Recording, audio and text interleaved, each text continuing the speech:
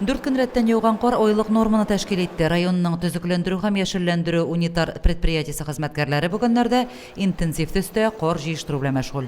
17-18 техника эшләп тора. Аның инде җитешмәү төрле вакытлар була. Аның кар әзрәк яуганда инде ул иртәрәк тә бетерелә, күбрәк булганда соңрак бетерелә. Төрлечә ул карның күләменә карап көйләнелә инде. Эш вакытында проблемасыз булмый инде ул. Техникасы да батылып тора. Кеше факторы да бар. Юллардагы чисталыкны һәм иминлекне тәэмин итүдә халык та үз өлешен кертергә тиеш. Ә бездә кыш җиттеме, юлларга халык ишек алдындагы карын чыгарып куярга гадәтләнде.